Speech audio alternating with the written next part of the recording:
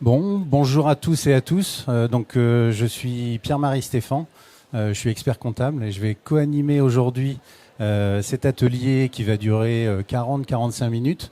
On se laissera une dizaine de minutes à la fin de l'atelier pour pouvoir échanger si vous avez des questions. On ne prendra pas de questions pendant le cours de cet atelier. L'idée, c'est de vous présenter. C'est une présentation qui est plutôt générale. On va aborder pas mal de sujets, des sujets d'organisation, des sujets un peu comptables et fiscaux, mais aussi des sujets d'accompagnement.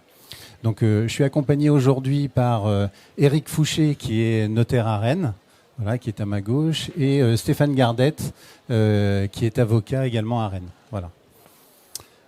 Donc, le sujet de l'atelier, c'est aborder sa création d'entreprise, nos conseils pour bien démarrer.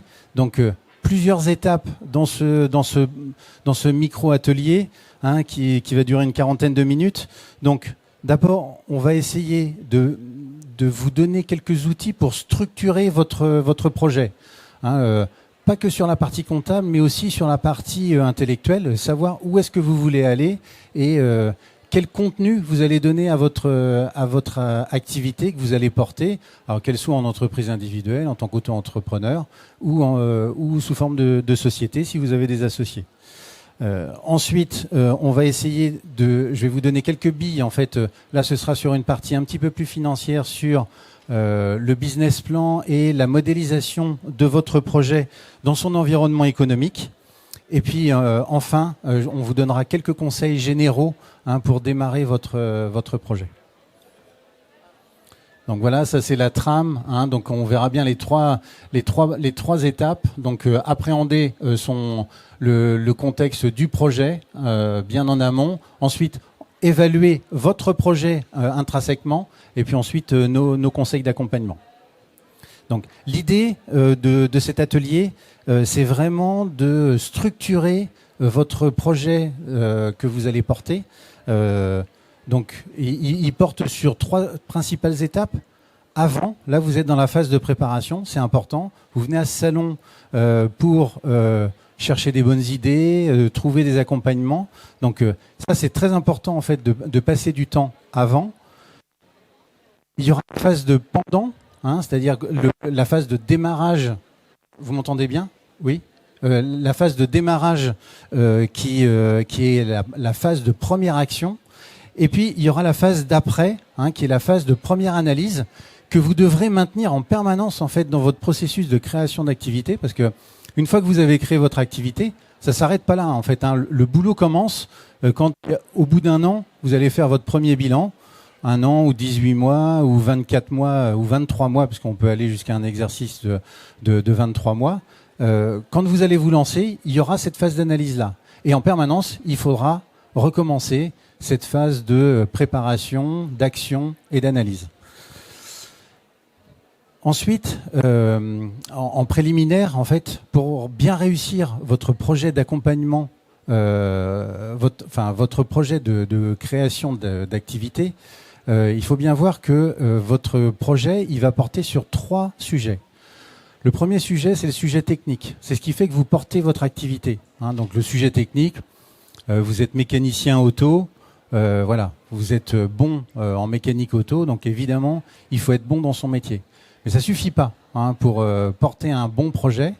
Il faut être également bon gestionnaire. Alors bon gestionnaire, quoi? Ça veut dire pas que être bon en compta, ça veut pas dire gérer forcément bien sa comptabilité. Évidemment qu'il faudra gérer sa trésorerie, suivre sa comptabilité, mais c'est aussi s'occuper de toutes les parties administratives. C'est s'occuper de toute la partie d'organisation, d'avoir un planning qui soit bien précis, d'organiser vos journées, d'organiser votre temps.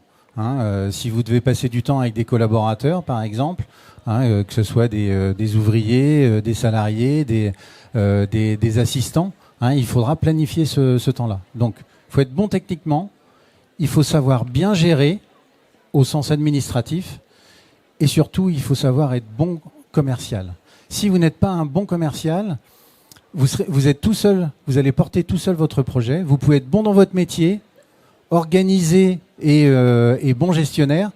Si vous ne savez pas vous vendre, eh bien votre projet ira à l'eau parce que il faut savoir se vendre et aller chercher des nouveaux clients. Donc pensez bien à ces 3 volets-là, parce que souvent vous pensez à la partie technique, ce qui vous fait porter un projet de création d'entreprise, mais ça suffit pas. Il faut vraiment être bon gestionnaire derrière et bon commercial. Donc voilà. Donc là, on va attaquer la première présentation. Donc appréhender le contexte de votre projet, ça va être d'abord, dans un premier temps, de concrétiser par écrit votre business plan. Alors, c'est pas un atelier sur le business plan à proprement parler. C'est pas parce que moi je suis expert comptable que je vais animer un sujet à proprement parler sur le business plan financier. Le business plan, c'est pas que ça. C'est d'abord ce que j'appelle le business plan littéraire. C'est tout ce qui va accompagner le démarrage de votre activité. Alors, dans le démarrage de votre activité, qu'est-ce qui est important? C'est de connaître le périmètre, savoir ce que vous faites, mais aussi ce que vous faites pas. Si par exemple, je vends des motos, ok. Est-ce que je vends des accessoires? Est-ce que je vends de l'habillement ou pas? Est-ce que c'est mon métier de vendre de l'habillement? Voilà. Donc posez-vous ces questions-là. Si je suis courtier en assurance, quel type d'assurance je vais proposer à mes clients? De l'assurance aux biens, de l'assurance aux personnes. Voilà. Il faudra délimiter en fait dans votre business plan sur la partie littéraire, de bien préciser le démarrage de votre projet. Alors, c'est au démarrage. Au démarrage, on s'écrit des choses et puis peut-être que les premiers mois, les premières années, vous allez vous dire, voilà, j'avais prévu de faire telle activité, puis finalement ça marche pas. Mais en fait, cette micro-activité, c'est celle-là que les clients plébiscitent. Donc, dans ce cas-là, vous allez développer votre activité. Et vous verrez que votre projet d'origine, alors, je vais vous inciter à le matérialiser toujours par écrit. Prenez des notes. Là, quand vous allez faire le démarrage de votre activité, souvent, vous faites votre business plan, la partie littéraire, la partie financière.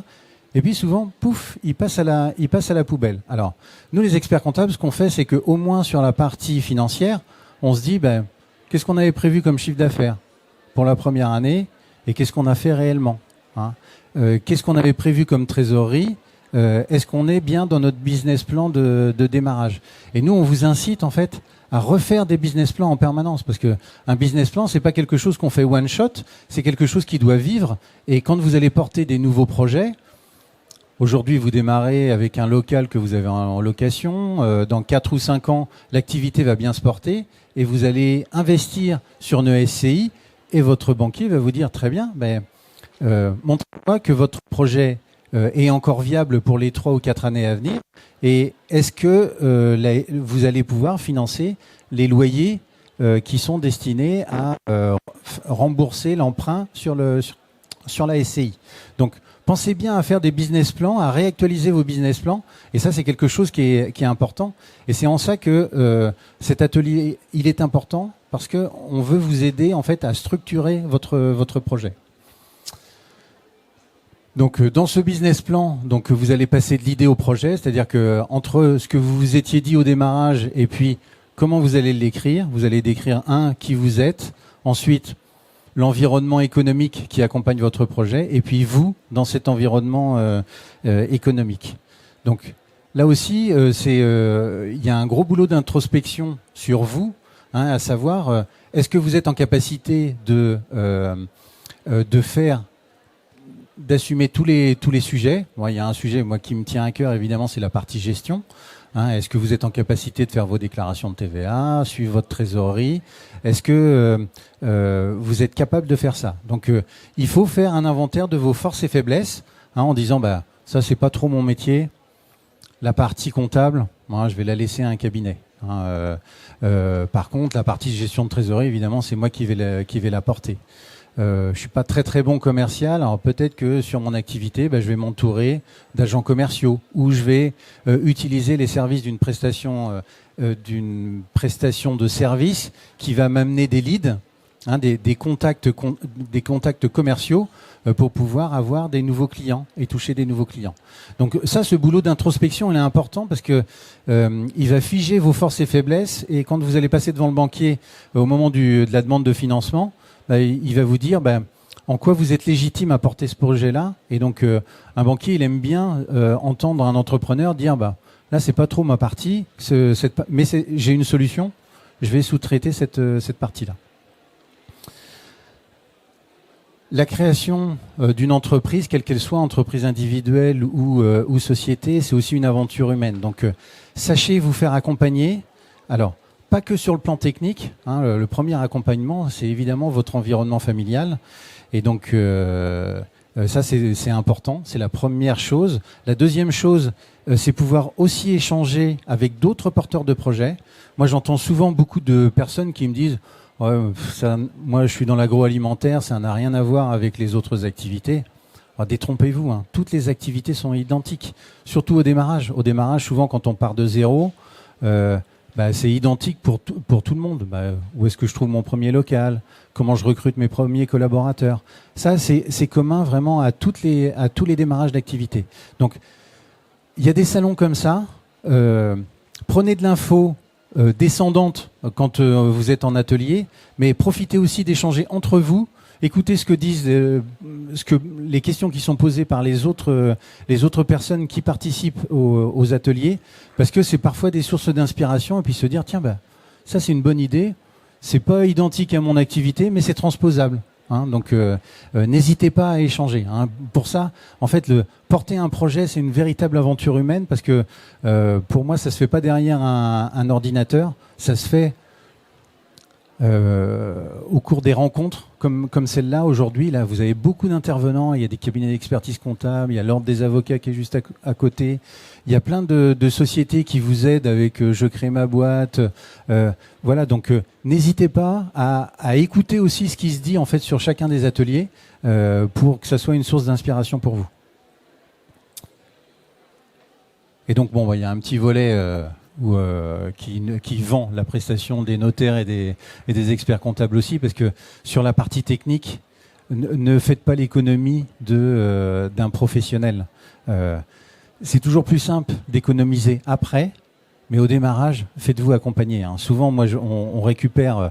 Je pense que mes confrères me diront la même chose, mais parfois on récupère des dossiers. Moi, sur la partie comptable, de personnes ça fait 6 mois qu'ils font leur déclaration de TVA tout seuls, et c'est ni fait ni à faire. Et donc, en fait, on revient sur ce qui a été passé. Ça coûte plus cher. Ça vous coûte plus cher parce qu'il faut revenir. Il faut défaire ce que vous avez fait, puis refaire ça correctement. C'est la même chose pour les statuts.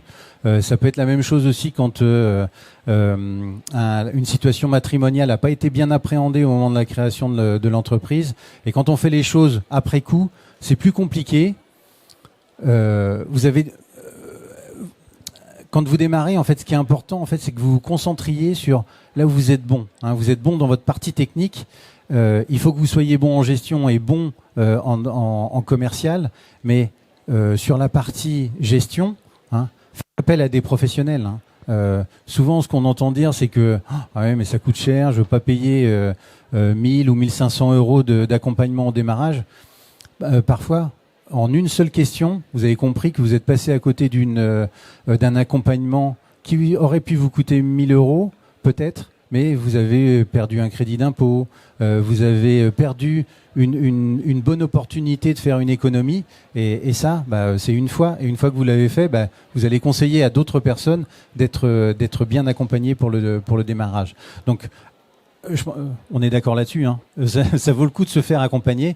On sort pas non plus les factures dès que vous nous appelez ou dès qu'on est en rendez-vous. Il y a plein d'occasions à la Chambre de commerce et d'industrie.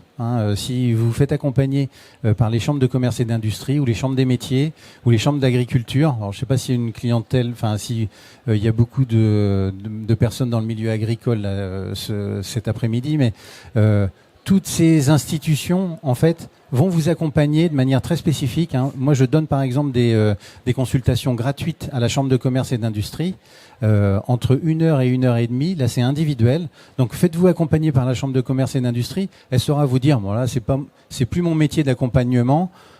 Je vais vous prendre un rendez-vous auprès d'un expert comptable. Les notaires font exactement la même chose pour les chambres de commerce et d'industrie, les chambres des métiers et les avocats également.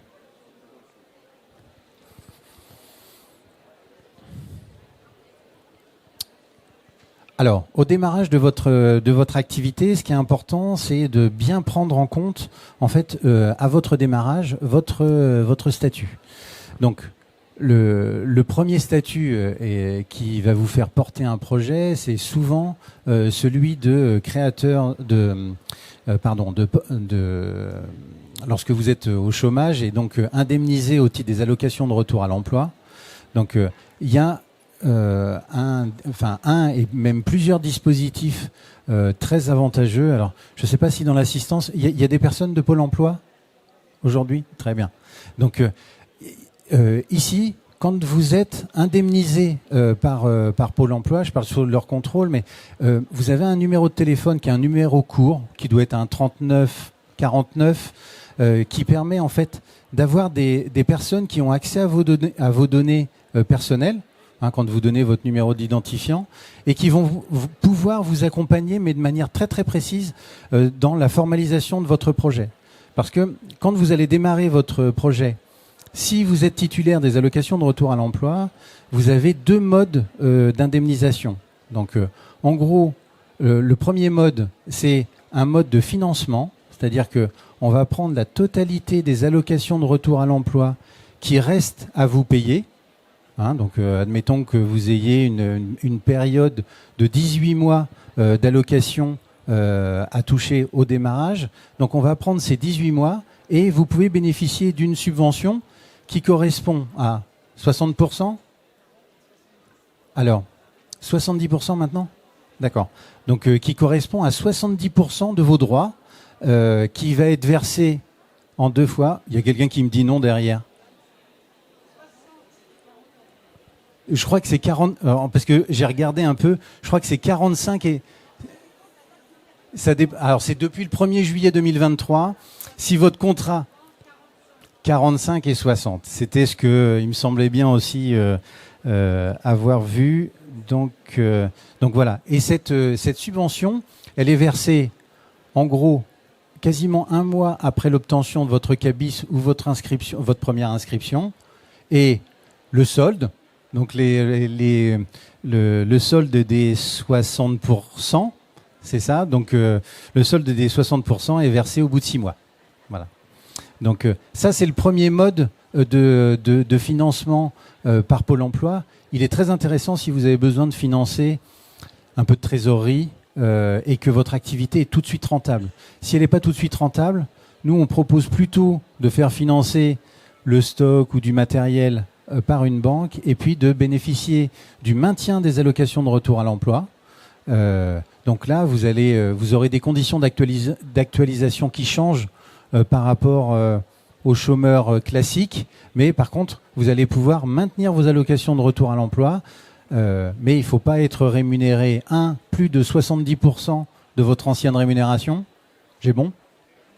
Je crois que oui. Et puis, idéalement, en fait, souvent ce qu'on voit, nous, c'est que au moins la première année, vous partez sur une rémunération à 0, vous touchez la totalité de vos allocations de retour à l'emploi. Et puis ensuite, quand on fait le premier bilan des 6 à 12 premiers mois, on se pose la question de basculer sur un mode de rémunération directement par la société, soit une vraie rémunération tout de suite, soit une rémunération intermédiaire, et on pilote si on se positionne dans cette limite de 70% de votre ancienne rémunération. Donc voilà. Donc ça, c'est important. C'est le premier accompagnement et c'est la première vraie aide, et c'est une aide qui est vraiment très importante au démarrage de votre société, c'est l'accompagnement de Pôle emploi. En complément de ça, on a une aide de réduction des cotisations sociales URSSAF qui est très avantageuse la première et la deuxième année. Hein, et donc là, nous, on saura vous accompagner vraiment dans le détail pour les premiers calculs de cotisation sociale. Si vous êtes salarié et que vous démissionnez, par exemple, pour porter votre projet, ou si vous rachetez les parts de la société dans laquelle vous travaillez déjà, vérifiez bien dans votre contrat, en fait, des engagements, comme des clauses de non-concurrence, comme... enfin, tout ça peut s'anticiper. Enfin, il faut vraiment être vigilant quand vous créez une société.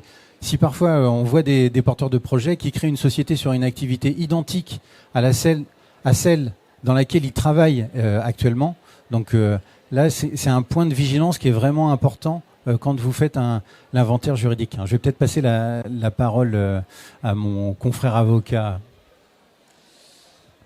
Alors on va prendre un petit peu la parole sur cet aspect juridique là, parce qu'effectivement, bon là je vous regarde un petit peu, c'est plutôt hommes et femmes plutôt jeunes, je trouve.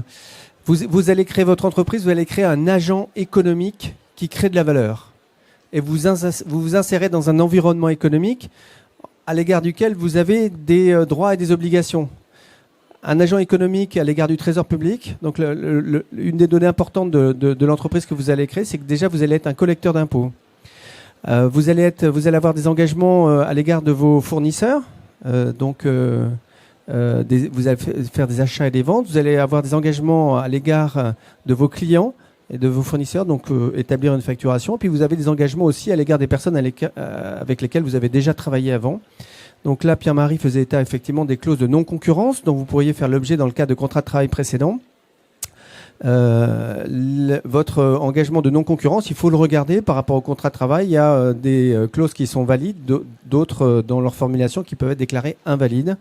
Donc ça se surveille, ça se valide, ou en tous les cas, on peut en demander la décharge dans le cadre d'une création d'entreprise qui serait typiquement une situation dans laquelle vous seriez en train de piller le fonds de commerce, piller la clientèle, piller les clients ou les fournisseurs de votre employeur précédent. Donc là, je vous invite à la vigilance là-dessus. Et après, cette question de liberté d'entreprendre, hein, on est dans un environnement économique où règne la liberté d'entreprendre.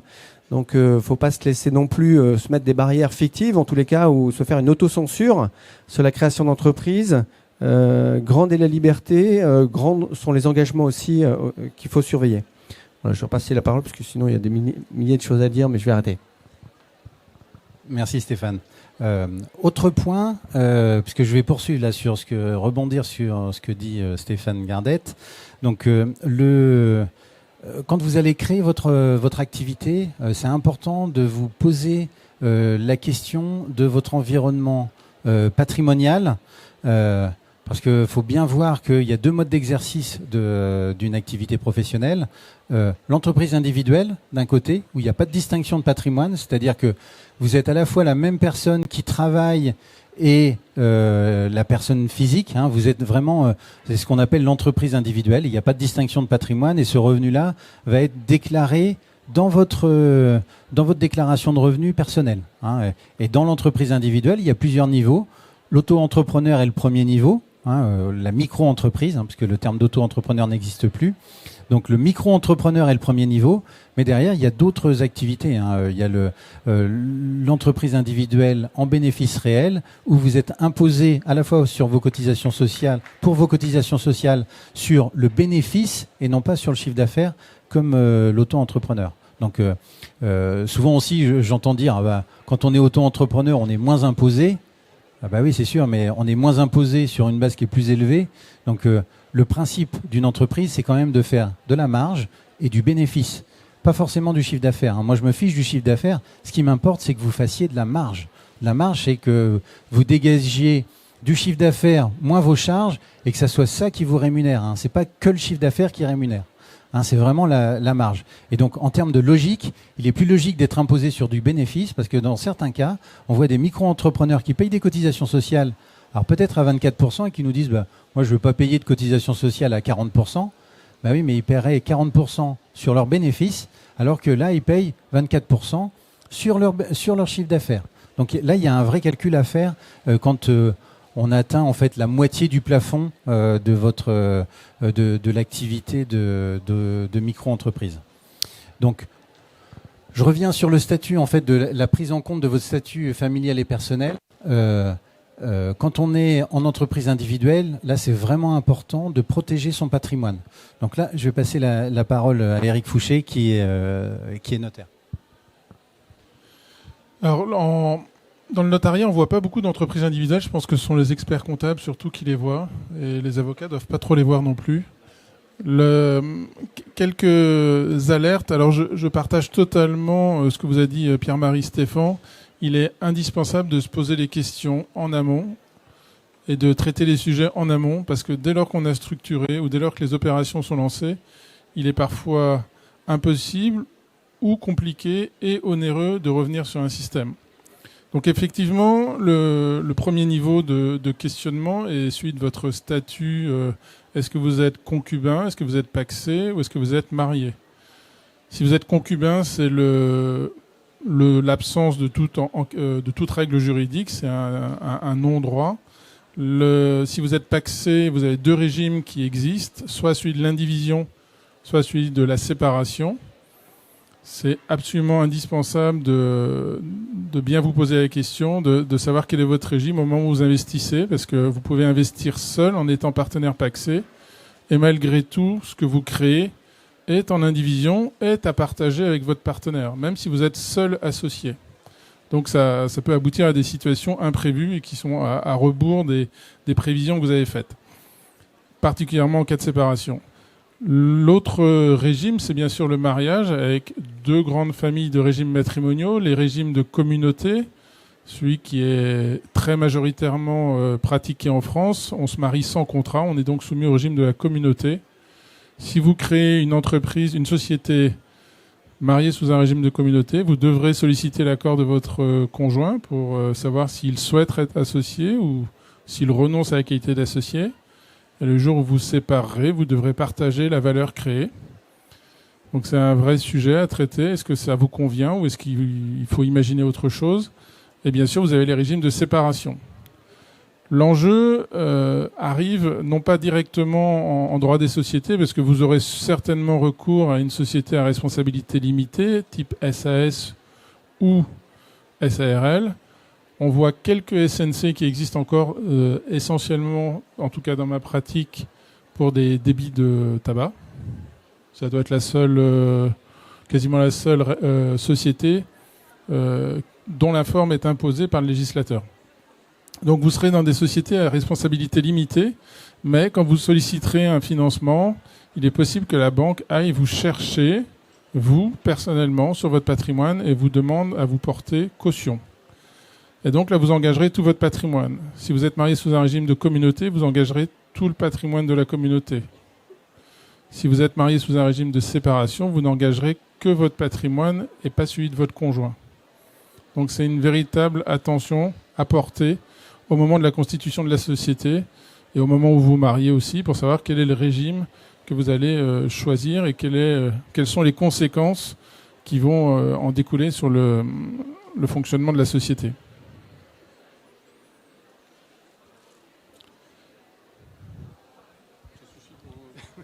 Oui, alors je reprends, j'insiste. Excuse-moi. Petite question aussi, vous allez au moment de la constitution de votre société solliciter des financements, et le financement familial est une ressource à utiliser, mais ça pose des questions qui sont très notariales. C'est vos parents vous donnent 10 000 euros à vous pour constituer une société. Est-ce que vous avez des frères et sœurs? Est-ce qu'il n'y a pas un problème au moment de la succession de vos parents? Est-ce que vous ne devrez pas rapporter ces 10 000 euros? Donc si vous sollicitez une aide financière de vos parents, grands-parents, frères, sœurs, posez-vous la question de la façon dont cette aide est apportée. La donation a des conséquences de rapport à la succession de vos parents, si ça n'est pas une donation partage qui est faite. On peut imaginer un prêt familial qui a moins de conséquences et qui est plus facile à gérer. Voilà, en tout cas, consultez un notaire, votre notaire de famille, au moment où vous sollicitez cette aide familiale. Ok, pour en finir sur le statut d'exercice de l'activité, j'insiste sur 2 points. En fait, sur votre statut d'exercice professionnel, ne négligez pas ça, parce que quand on est en SARL, on est assimilé à un travailleur indépendant et on n'a pas tout à fait la même couverture que le président de la SAS, qui a un statut d'assimilé salarié en dehors des cotisations chômage auxquelles souvent il ne peut pas prétendre. Donc il peut pas prétendre en fait à cotiser à l'assurance chômage parce que souvent il est majoritaire dans sa société et donc comme il faut un lien de subordination pour définir le contrat de travail, le statut de mandat social en tant que président ne permet pas en fait d'être couvert par l'assurance chômage. Donc pensez bien à prévoir ça parce qu'il y a des incidences importantes, notamment sur les indemnités journalières et la prise en charge en cas de maladie.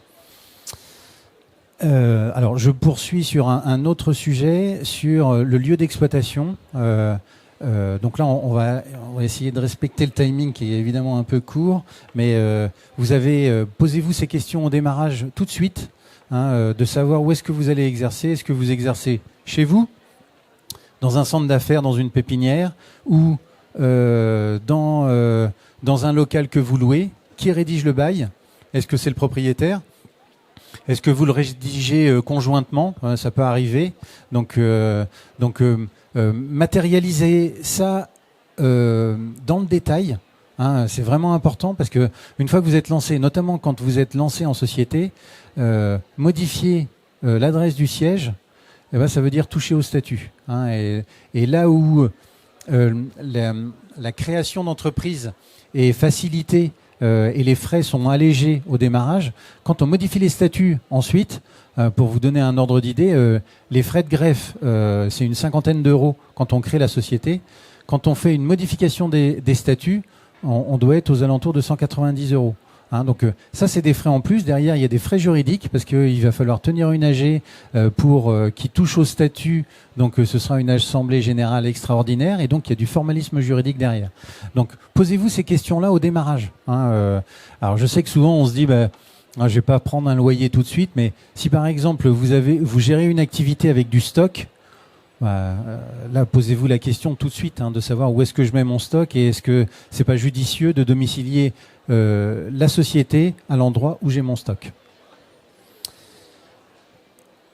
Excusez-moi, je suis allé dans l'autre sens. Voilà, je fais juste un petit focus aussi s'il y a des activités qui reçoivent du public.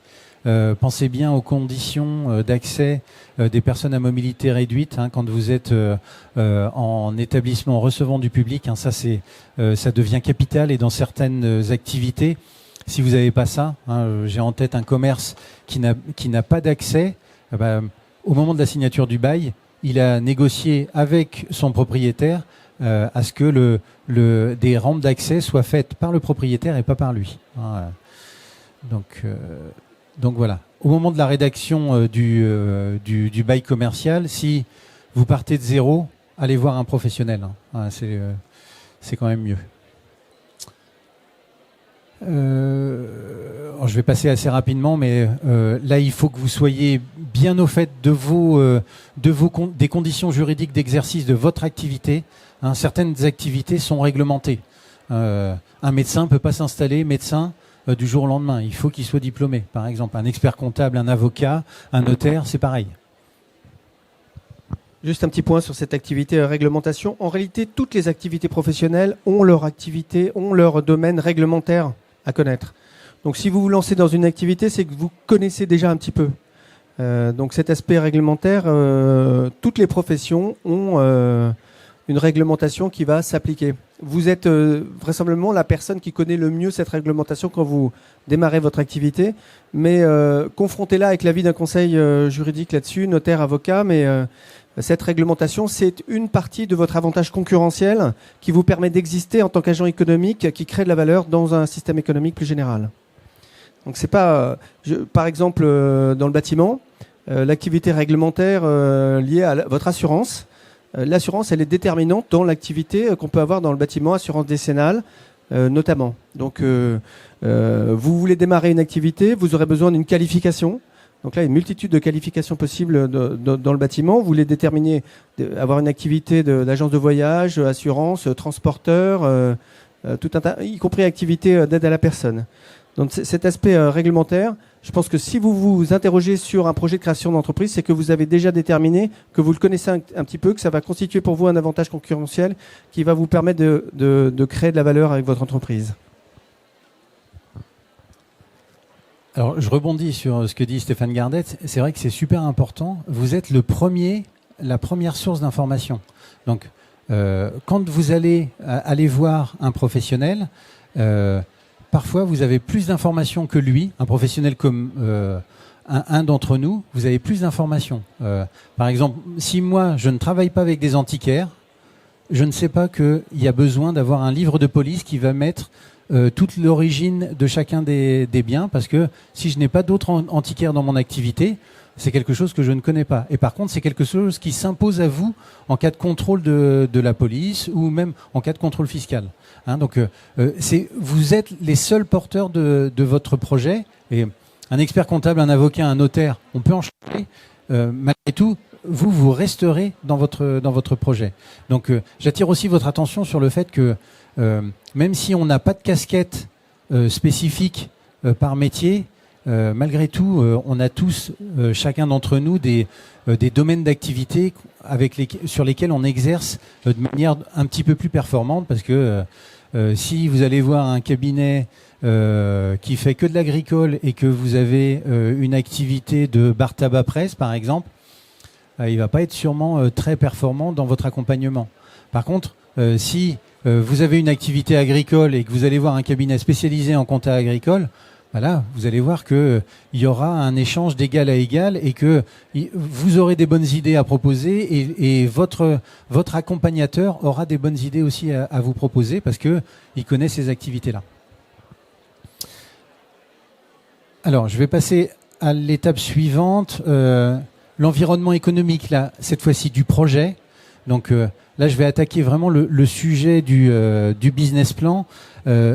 Avant de parler en fait d'accompagnement global de votre projet, il faut aussi que vous ayez une idée très économique de votre projet. 1.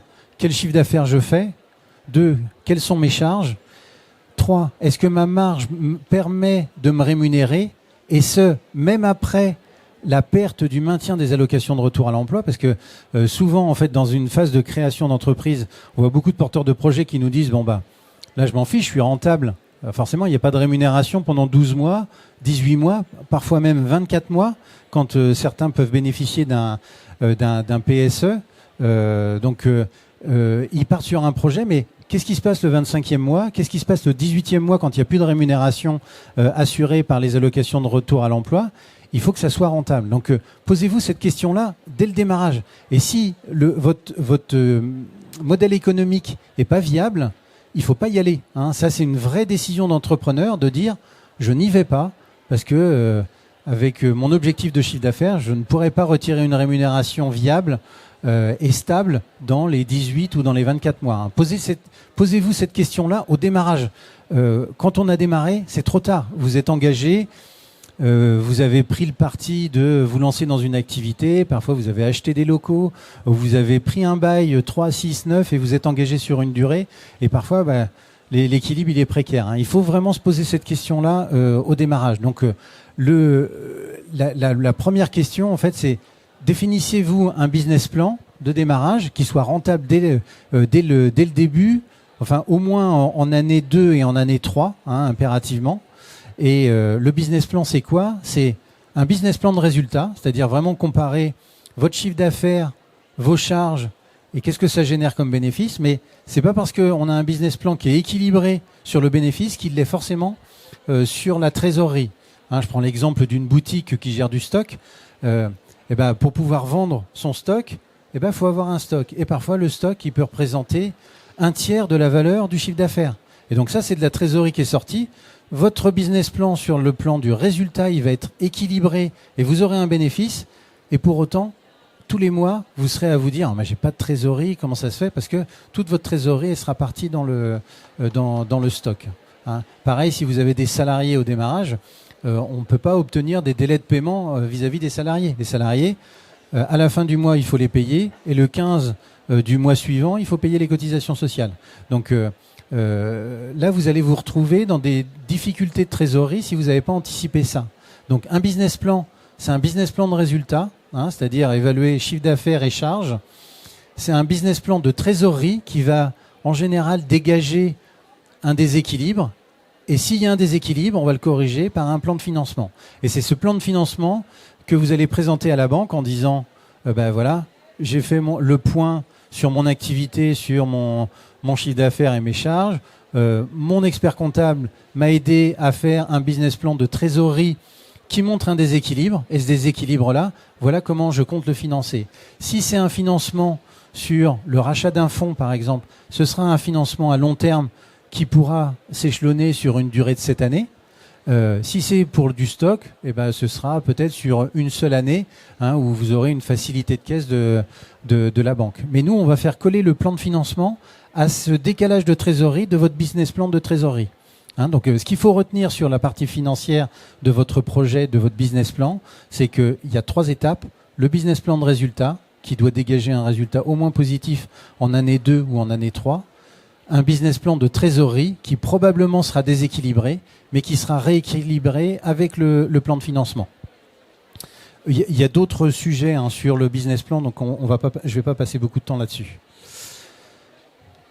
On va revenir dans le détail là sur les 2 structures d'exercice. L'entreprise individuelle, on en a parlé un petit peu. On va revenir sur le choix de la structure juridique. Et là, je vais passer la parole plutôt à Stéphane Gardette sur la partie d'exercice en société. Lorsque vous avez défini de vous lancer dans une activité avec des associés. On va évoquer la forme de la société et le pacte d'associés. Voilà. On va pas du tout aller en détail parce qu'il nous reste 5 minutes. Donc l'alternative, effectivement, c'est soit entreprise individuelle, soit entreprise en société. L'entreprise individuelle, c'est le niveau 0 de la structuration. Ça veut dire qu'on est tout seul et à la limite, on va avoir une activité uniquement avec des particuliers. Ça peut suffire. Donc on est en B2C. Si vous êtes sur une activité uniquement avec des clients particuliers, ça peut aller. Mais moi, je vous encourage effectivement plutôt à, quand vous démarrez une entreprise, à pas le faire tout seul. Si vous pouvez vous mettre à plusieurs, tant mieux, parce que pour cheminer dans le temps, c'est toujours préférable. Et à ce moment-là, il faut envisager cette structuration en société. Cette société, elle peut prendre 2 principales formes aujourd'hui. Soit on est en société à responsabilité limitée, SARL, soit on est en SAS. Les différences, le choix de l'une, consultez votre conseil juridique parce qu'il y a tout un tas de critères qui fait qu'on sera plutôt en SARL et plutôt en SAS. Mais ce qui est l'occasion de réfléchir dans votre association, les personnes avec lesquelles vous serez, de déterminer les relations que vous allez avoir entre les associés, ça c'est les statuts, et puis vous pouvez avoir des dispositions extra-statutaires en dehors des statuts qu'on appelle un pacte d'associés. Si on s'associe au démarrage d'une entreprise, c'est qu'on va travailler ensemble. Et donc, on fait en sorte de mettre dans les statuts, dans le pacte d'associés, les conditions dans lesquelles on va rester ensemble. Et puis, si jamais il y en a un qui doit partir ou une qui doit partir, comment est-ce qu'on se redistribue les parts de façon à ce qu'on reste toujours des associés actifs dans la société. Vous pouvez aussi avoir un démarrage d'entreprise un petit peu plus sophistiqué parce qu'en réalité, vous allez avoir besoin d'argent. Et donc, vous allez avoir dans vos associés des gens qui vont être apporteurs de capital. Et puis, vous allez apporter votre force de travail.